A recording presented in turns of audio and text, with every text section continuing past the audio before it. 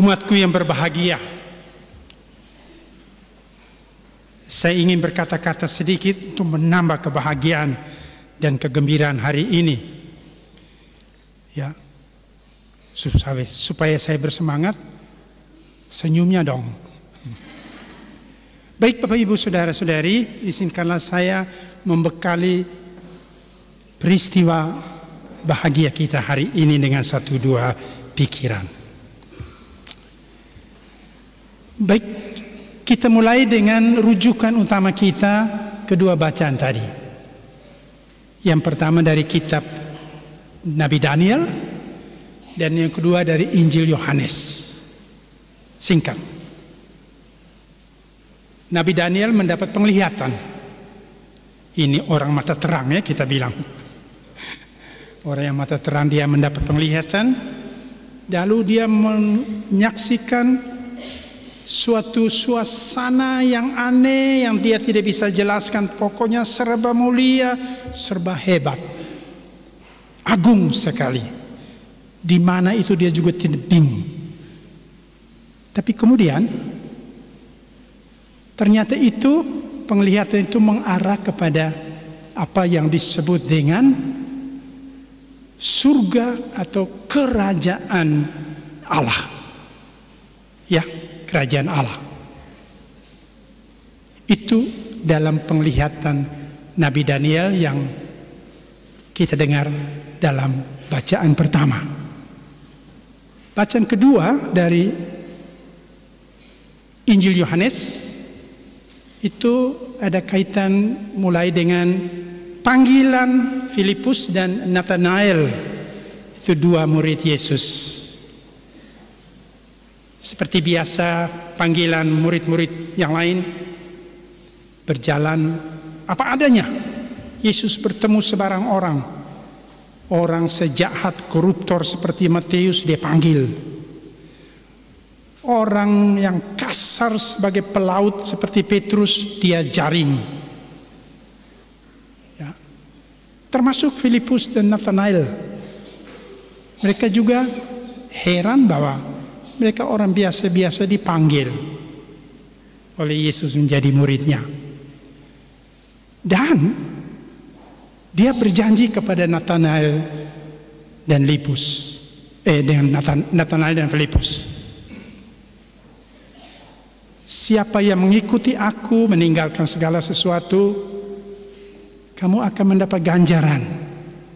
Ganjaran itu ialah surga akan terbuka.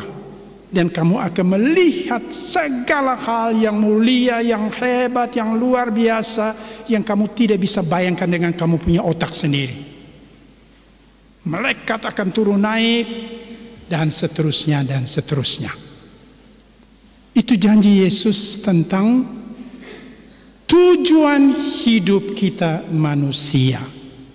Kita tidak asal hidup, bukan kebetulan kita ada di dunia, tapi ada dalam rancangan Allah sendiri. Meskipun kita jatuh dalam dosa, dalam sejarah yang diawali dengan leluhur kita, empu kajuk kita, Adam dan Eva, tapi dia masih mau menjanjikan kepada kita kerajaan Allah, kebahagiaan surgawi.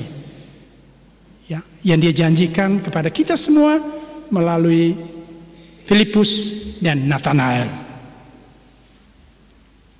Baik, tidak gratis apa yang dijanjikan oleh Yesus. Makanya dia bilang kepada Filipus dan Nathanael, perlu orang dengan kepribadian seperti Nathanael. Dia bilang, menilai Nathanael, ini manusia yang tidak ada kepalsuan. Ini manusia sejati, pribadi yang dewasa, pribadi yang sempurna, ya tidak ada tipu tiu, ya tidak ada omong bohong. Itu Nathanael yang Yesus lihat, dan karena itu dia berani berjanji, asal kau tetap ikhlas, jujur, tidak ada kepalsuan, maka surga yang terbuka itu nanti terbuka juga untuk kamu. dan siapapun yang lain yang memiliki kepribadian mulia seperti Nathanael. Dan itu bukan hanya kepada Nathanael, ternyata Yesus masuk untuk semua kita, kamu dan saya. Kalau kita menjadi orang yang tidak ada kepalsuan dalam hidup, kita akan memiliki kerajaan bahagia itu. Baik, Bapak Ibu, Saudara-saudari, ada hubungan apa dengan peristiwa hari ini? Saya belum baca lengkap, tapi Bapak Yosef membekali saya dengan suatu tulisan ini. Sekurang-kurangnya, Bapak Gaspar, maaf Bapak Gaspar. Sekurang-kurangnya ada data-data historis. Saya ingin mulai dari situ, ya, untuk membuat orang waktu gagah itu hidup mesti berkembang dengan rasa pede yang tinggi. Ternyata menurut catatan sejarah, nama Watu Gagah itu ada sejarahnya. Ya, saya tidak akan merinci karena perlu sepanjang hari kita bercerita tentang itu. Tapi yang saya tangkap, ada satu sejarah masa lalu untuk keluarga besar Romba, Gajah, Ua, punya sejarah yang pahit. Ini kamu punya Ambu Kajo, punya sejarah yang pahit. Sampai berperang, sampai baku bunuh dan lain-lain. Tapi kemudian, dalam salah satu titik sejarah, Tuhan hadir datang dengan kearifan dan kebijaksanaan yang merupakan solusi. Sehingga mereka yang bersaudara itu, ya, Ambu Kajo kita itu, tidak sampai bermusuhan selama-lamanya. Ceritanya, ketika mereka bertarung perang, lalu sebuah batu besar digulingkan dari atas puncak untuk melerai atau apapun maksudnya, tetapi batu itu berguling dari atas, masuk ke lautan perperangan antara bersaudara itu dan bertengger di tempat ini. Dan batu yang utuh itu gagah, terbelah. Dan itulah solusi dari Tuhan Allah melalui Ambu Kajo kita. Dan sejak itu, mereka yang bersaudara, Ambu Kajo kita yang bersaudara, yang bermusuhan dan lain itu menjadi bersatu, bersaudara, kompak. Kearifan kebijaksanaan dari Allah yang luar biasa mahal harganya. Ya. Dan Tuhan bekerja melalui Ambu Kajo kita untuk menghadirkan suatu solusi yang memang ada dalam rancangan tangan Tuhan. Kita orang Watu Gagah harus memaknainya secara positif. Ya. Saya membacanya demikian, maaf kalau salah koreksi saya. Batu besar yang turun itu utuh satu. Tapi ketika dia gagah, pecah, kok mestinya mencerai-beraikan. Ya. Tapi ternyata dalam sejarah generasi sekarang bersatu kompak. Saya punya bacaan begini, tafsiran begini. Batu tuh kalau hanya satu tuh batu tuh egois, ego. Biar dia sempurna, kuat, bermutu, tapi kalau dia tetap satu, ego. Tapi dia ketika dia gagah, lalu menjadi generasi per generasi dari masa ke masa. Kita berasal dari batu yang satu itu, meskipun sudah gagah, tapi kita semua bersaudara, saudara, kompak. Hasilnya apa? Hari ini kita bergembira. Tidak ada gereja ini tanpa kepersaudaraan dan kekompakan. Karena itu, Watu Gagah bukan diartikan atau tidak boleh diartikan memecah belah. Tapi sebaliknya, pecahan-pecahan itu dimaksudkan oleh Dewa melalui leluhur kita, supaya kita dengan bermacam ragam latar belakang apa saja, tugas kita membangun persaudaraan kesatuan yang kompak. Saya tidak mengerti gereja sebagus ini bisa terjadi kalau tidak ada nilai yang amat sangat berharga, kearifan historis lokal yang merupakan solusi dari Allah sendiri melalui Embu Kajo kita. Nah, karena itu dalam rangka pemberkatan gereja, pentabisan gereja hari ini, sebagai uskupmu, saya tidak punya harapan lain. Satu sah. Waktu enggak, boleh enggak sampai berapa pecahan, dia tetap harus satu.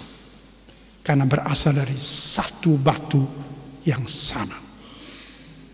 Terserah, kamu mengerti lebih jauh, lebih rinci, urusan kamu. Ya.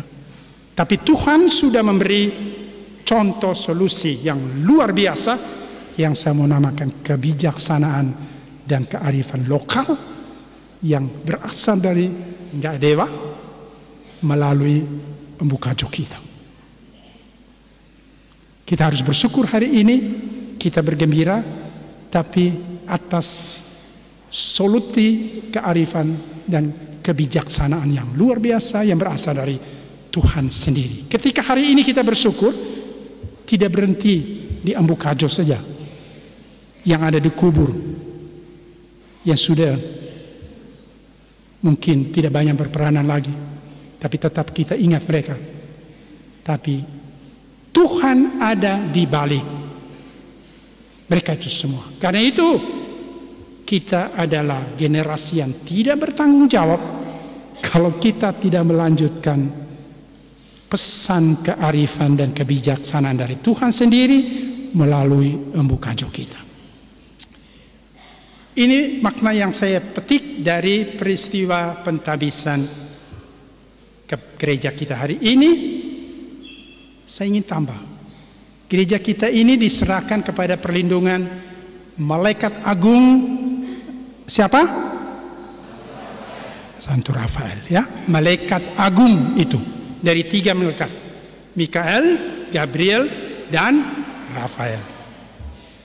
Si Mikael itu malaikat agung yang diberi gelar, diangkat, ditunjuk oleh Allah sebagai panglima kekuasaan surga.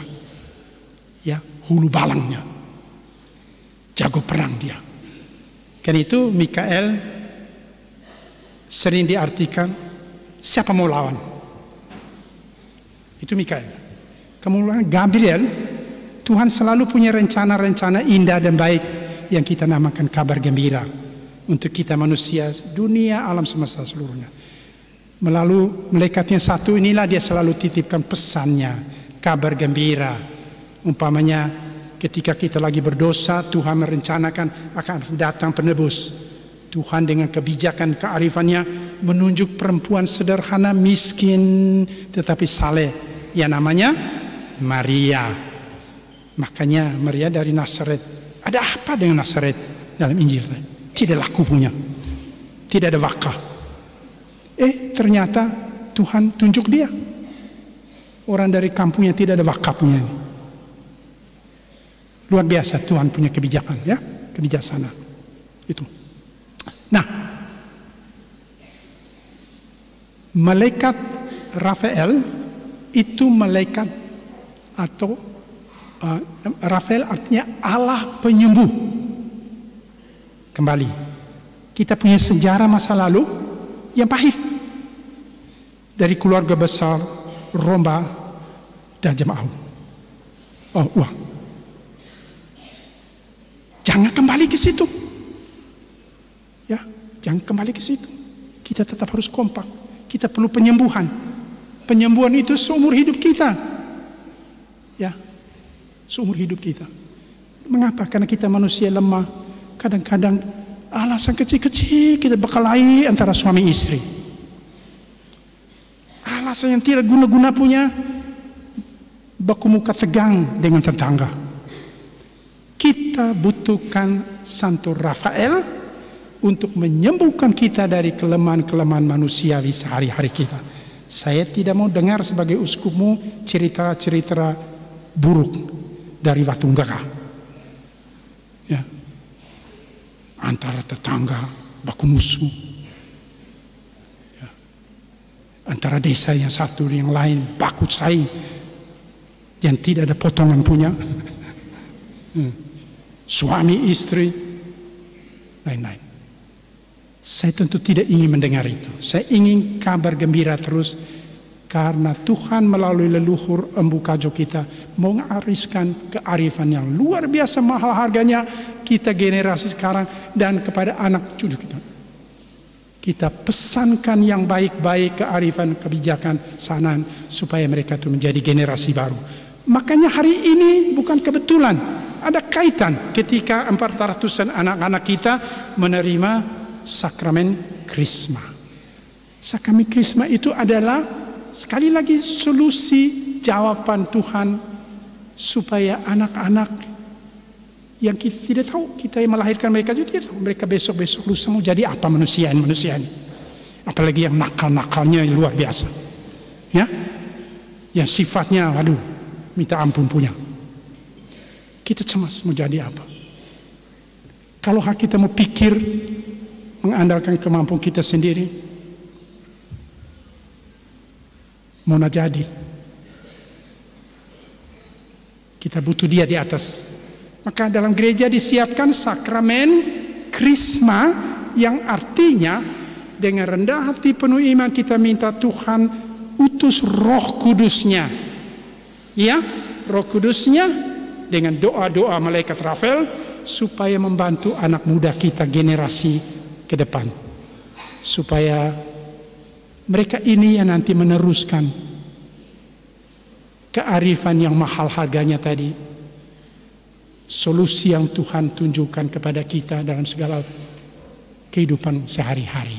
Ya, sakramen Krisma dimaksudkan untuk itu, bantuan ilahi Allah sendiri melalui Allah Roh Kudus membantu kita anak-anaknya masih ingusan, nakal, cuek, baper-baperan, dan lain-lain itu, supaya mereka belajar menjadi dewasa, lalu menjadi generasi andalan Watunggara.